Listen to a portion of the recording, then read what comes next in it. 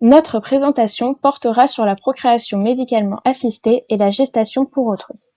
Tout d'abord, il existe deux techniques de PMA. L'insémination artificielle, consistant à déposer le sperme du conjoint ou d'un donneur dans l'utérus de la femme en période d'ovulation, dans l'espoir que les spermatozoïdes fécondent naturellement un ovule ou un ovocyte. Puis il y a la fécondation in vitro, qui consiste à réaliser en laboratoire la fécondation d'un ovule et de spermatozoïdes, puis d'insérer l'embryon formé dans l'utérus, les gamètes pouvant provenir des parents ou de donneurs. La GPA est une pratique médicale qui concerne une mère qui ne peut pas assurer la gestation, par exemple à cause d'une malformation de l'utérus. L'embryon est alors implanté dans l'utérus d'une mère porteuse. Ces méthodes de procréation sont sans cesse remises en question par la société et vont donner lieu à des évolutions dans la loi française et dans les comportements des personnes souhaitant y recourir et celles étant radicalement opposées. Afin de vous expliquer au mieux notre sujet, nous allons tout de suite commencer par une première partie qui est l'évolution des lois bioéthiques en France.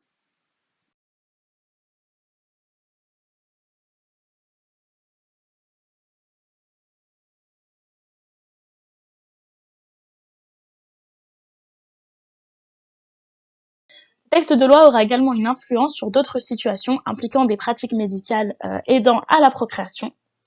Et donc, à la suite de cette assemblée, les changements suivants ont ainsi été votés. Tout d'abord, la PMA pour un couple de femmes. Donc, en effet, il est impossible à l'heure actuelle pour un couple de femmes de bénéficier d'un don de sperme dans le but d'avoir un enfant, donc c'est-à-dire recourir à une PMA, en France. Et donc, elles n'ont recours qu'à la pratique dite artisanale, donc en d'autres termes, la pratique non médicalisée, grâce à la participation d'un donneur, ou bien à la possibilité d'aller pratiquer cette PMA dans un pays où cela est autorisé pour les couples de femmes, si bien sûr elles en ont les moyens financiers. Après le vote de la loi, une femme en couple avec une autre femme aura le droit de recourir à une PMA en France et demander un don de sperme. Les deux femmes devront établir un lien de filiation en produisant ce qu'on appelle une reconnaissance conjointe anticipée de l'enfant à naître devant le notaire. De plus, le consentement est bien évidemment obligatoire pour tous les couples ayant recours à la PMA, consentement qui doit d'ailleurs également être fait devant le notaire. Et donc pour finir, mère et mère apparaîtra dans l'acte de naissance de l'enfant. Pour continuer, la PMA pour une femme seule va également être autorisée. Donc aujourd'hui, une femme célibataire ne peut bénéficier d'une PMA en France, mais elle peut, comme une femme en couple avec une autre femme, avoir recours à l'insémination artisanale ou à la PMA dans un autre pays. Et donc, suite à l'adoption de la loi, elle pourra bénéficier d'une PMA en France et prétendre donc à un don de sperme. De la même façon que pour les couples hétérosexuels qui ont recours à une PMA, les frais seront remboursés par la sécurité sociale. Ensuite, l'autoconservation des ovocytes. Donc la loi actuelle autorise la conservation des ovocytes, mais pour des raisons médicales uniquement. Par exemple, s'il y a des risques pour une personne que sa fertilité soit altérée à cause d'une maladie. Et donc désormais, la loi autorisera toute personne majeure, et quel que soit le sexe et répondant à des critères d'âge fixés par le Conseil d'État, de pouvoir conserver ses gamètes dans le but de réaliser une PMA dans le futur, si cette personne est en âge de procréer, mais ne souhaite pas, par exemple, avoir d'enfants dans l'immédiat, mais veut s'assurer de pouvoir en avoir plus tard dans le futur. Et donc cette autoconservation aura cependant un coût et qui ne sera pas cette fois-ci à la charge de la sécurité sociale, qui ne sera pas remboursé, mais qui sera donc à la charge de la personne concernée. Ensuite, le double don de gamètes. Donc d'après la loi, une femme et un homme en couple souhaitant avoir un enfant, mais ayant tous les deux des problèmes de fertilité, ne pouvaient pas donc avoir d'enfant. Et la conception d'un embryon nécessitait les gamètes d'au moins l'un d'entre eux, donc à savoir le sperme de l'homme ou bien l'ovocyte de la femme. Le but, c'était donc que l'enfant ait un lien biologique avec l'un de ses deux parents au moins. Et donc cela est désormais possible aujourd'hui. Voilà, donc l'embryon peut être conçu avec les dons à la fois du sperme et de l'ovocyte. Et enfin, l'accès aux origines des enfants issus de PMA. Donc le don de gamètes étant anonyme, il était impossible pour un enfant issu de don de gamètes de connaître son géniteur. Et désormais, dès lors qu'un donneur fait don de son sperme, si c'est un homme ou bien de son ovocyte si c'est une femme, il accepte que son identité soit dévoilée si l'enfant le souhaite après ses 18 ans. L'anonymat reste cependant d'actualité avant que l'enfant n'ait fait part de son souhait de le soulever. et puisque les parents ne connaissent pas l'identité du donneur au moment donc du don, au moment de l'acte. Cependant, dans ce projet, certaines lois ne changeront pas. Donc, pour commencer, certaines pratiques qui étaient autorisées le seront encore. Il s'agit de l'autoconservation des embryons et de l'adoption d'embryons. Alors, concernant l'autoconservation des embryons, un couple qui a déjà donc réalisé une fécondation in vitro peut utiliser les embryons qui ont été congelés auparavant pour une prochaine grossesse. Et en ce qui concerne l'adoption d'embryons, un couple qui ne pouvait pas avoir d'enfants pour cause d'infertilité ou bien pour éviter la transmission de maladies génétiques peut adopter l'embryon d'un autre couple qui a eu recours à une PMA et qui avait congelé les embryons supplémentaires. Cependant, l'identité des receveurs et des donneurs reste encore une fois anonyme. Enfin, certaines pratiques médicales resteront quant elles interdites car rejetées lors de la commission ou bien non incluses dans le projet de loi. Il s'agit donc de la PMA post-mortem. Donc une femme dont le conjoint est décédé ne peut pas utiliser les gamètes qui avaient été conservées de son mari ou bien les embryons qui avaient été fécondés à partir donc du sperme de son mari et qui ont été conservés également. Ensuite, ce qui n'a toujours pas été autorisé, c'est ce qu'on appelle la DPI, le diagnostic préimplantatoire. Donc la DPI est autorisée en France, mais uniquement afin d'éviter la transmission à l'enfant d'une maladie génétique grave. Et donc, ce processus restera limité, voilà, à l'unique raison que je viens de citer, donc c'est-à-dire la transmission d'une maladie qui serait grave pour l'enfant.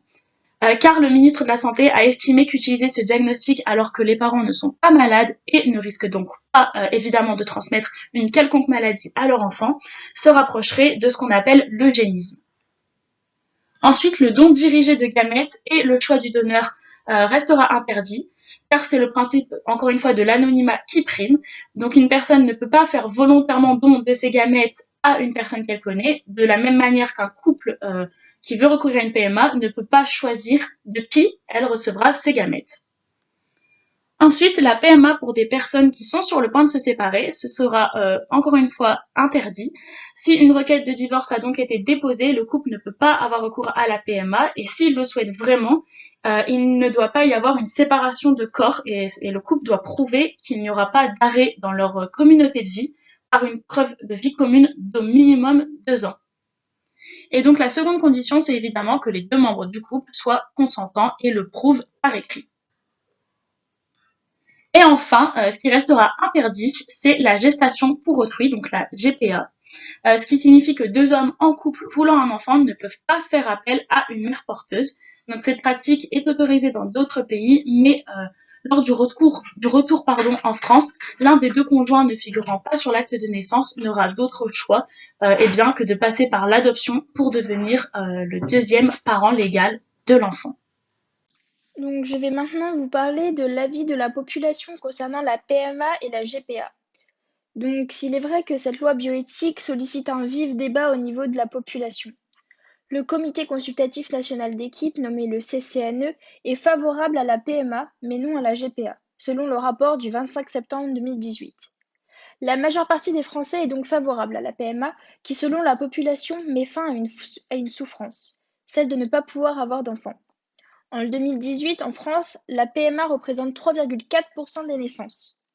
Cependant, nous pouvons nous poser quelques questions éthiques et économiques concernant cette avancée biologique.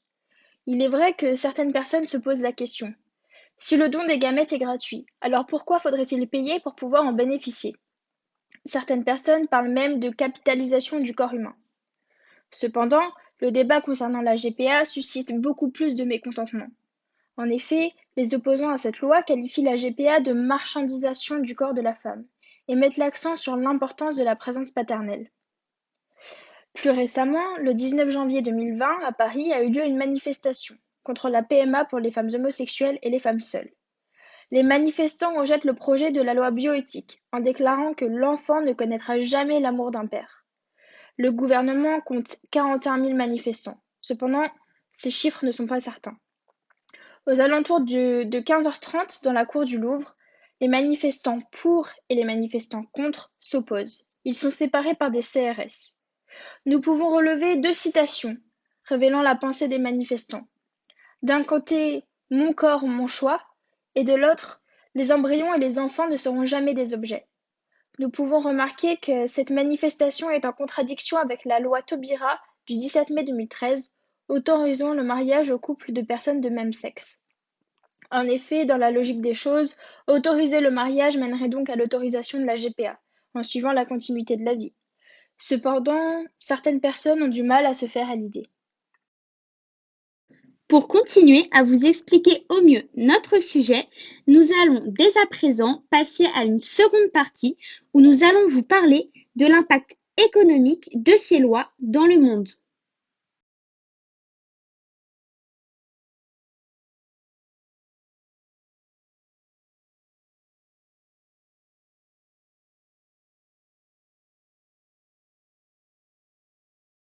Marche et donc afin de déclencher le processus.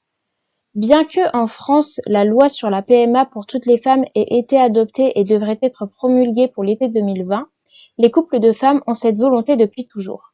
C'est pour cela que nombreuses d'entre elles vont dans d'autres pays, tels que la Belgique ou bien l'Espagne, qui autorisent cette pratique. Cette décision est également prise par d'autres, car l'attente pour recourir à un don d'ovocytes ou de sperme peut prendre plusieurs années en France. En Europe, une quinzaine de pays déclarent étendre la PMA aux couples de femmes parmi nos voisins directs, le Royaume-Uni, l'Espagne ou bien la Belgique. La GPA est beaucoup plus limitée en Europe et prend plusieurs formes. Dans la plupart des cas, la mère porteuse est la donneuse d'ovocytes. Cependant, certains pays comme la Géorgie interdisent le lien génétique entre la mère porteuse et l'enfant. Dans ce cas, on effectue une fécondation in vitro avec l'ovocyte de la mère demandeuse, puis on transfère l'embryon à la mère porteuse. Seuls quelques pays d'Europe de l'Ouest autorisent la GPA. Cependant, elle reste uniquement un acte altruiste. Par exemple, au Royaume-Uni, les mères volontaires peuvent uniquement percevoir un dédommagement des frais médicaux et juridiques de la part du couple infertile ou homosexuel. Mais la mère porteuse a la possibilité de garder son enfant si elle le souhaite. Concernant les États-Unis et plus particulièrement New York, la PMA est payante et ouverte à tous. Pour les couples homosexuels, le nom des deux mères peut être inscrit sur l'acte de naissance si elles sont mariées. Si ce n'est pas le cas, elles peuvent entamer une procédure d'adoption. Quant à la GPA, elle est autorisée pour les couples et pour les personnes seules. Les fonds versés à la mère porteuse correspondent uniquement à la prise en charge de ses frais et non à une véritable rémunération. La procédure est différente en fonction du lien génétique de la mère porteuse avec l'enfant, mais aussi en fonction de son statut marital. Si la mère porteuse n'est pas mariée, le père biologique peut être mentionné directement dans l'acte de naissance. Quant à la mère d'intention, c'est-à-dire la conjointe du père, elle devra entreprendre une procédure dont la nature dépendra si la mère porteuse possède un lien génétique avec l'enfant ou non. À l'inverse, si la mère porteuse est mariée, son conjoint doit renoncer à ses droits parentaux au préalable et le nom du père ne sera pas mentionné dans l'acte de naissance de l'enfant dès sa naissance.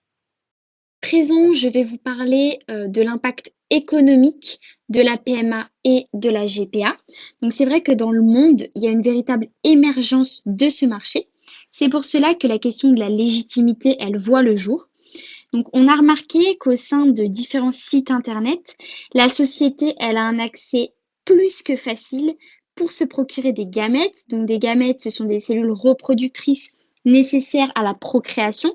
Donc ce n'est pas normal que pour un marché illégal, ce soit si facile d'accès. Donc ensuite, pour ce qui en est du prix, il varie en fonction des critères de qualité. Les prix diffèrent aussi selon l'origine sociale, ce qui va vraiment engendrer une véritable inégalité entre les différentes personnes. Pour ce qui est des critères du donneur, ils vont être multiples et tous différents des uns des autres. Il y a par exemple l'ethnie, la couleur des yeux, des cheveux ou même encore la voix. Donc voilà, c'est vrai que le marché de la PMA et de la GPA, c'est vraiment un marché en pleine expansion et il se caractérise même de véritables business, surtout aux États-Unis ou encore en Espagne, où des milliards d'euros vont être investis chaque année, ce qui représente quand même une somme très très conséquente.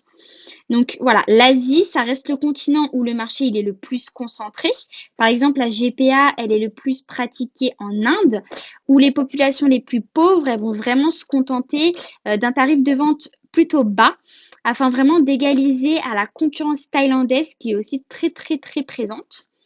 De plus, en Chine, la GPA, elle représente environ 2 milliards d'euros à raison de 10 000 enfants vendus par an, avec un prix à peu près estimé à 200 000 euros par enfant. Donc la GPA, c'est vraiment une pratique qui est totalement inégale en Chine, malgré l'impact que ce marché il a dans le pays. Donc ça va être vraiment un marché qui augmente considérablement aussi le pouvoir d'achat. On n'en parle pas assez, mais le pouvoir d'achat des femmes qui se portent volontaires en tant que mère porteuse va considérablement augmenter. C'est donc un marché très florissant qui montre bien l'impact que celui-ci peut avoir, même si la clandestinité peut apparaître dans certains pays. Et on va même aller plus loin dans nos propos parce qu'il existe des dérives extrêmes, malheureusement, comme les ventes aux enchères d'ovocytes, d'ovules de mannequins qui sont vendus à plus de 150 000 euros. Donc, c'est une somme très conséquente. Et ce qui prouve encore l'impact plus qu'important du marché de la PMA et du marché de la GPA.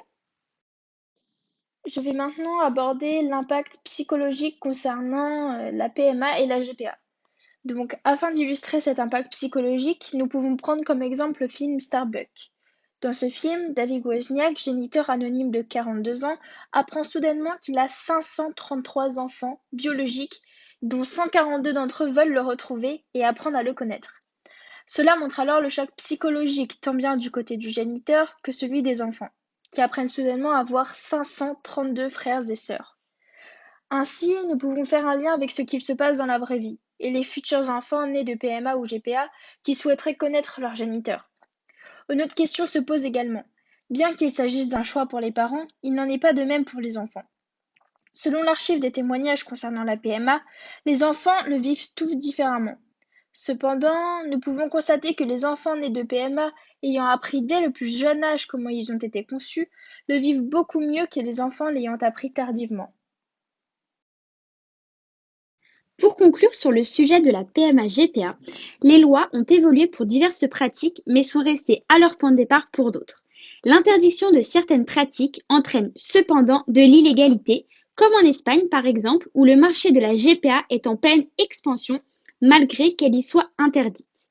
Aujourd'hui, malgré l'évolution des lois, les avis restent très partagés et de multiples débats continuent d'apparaître. Ces avis sont très radicaux et très tranchés. Il n'y aura sûrement jamais l'unanimité concernant la loi bioéthique. Merci de votre attention et merci de votre écoute.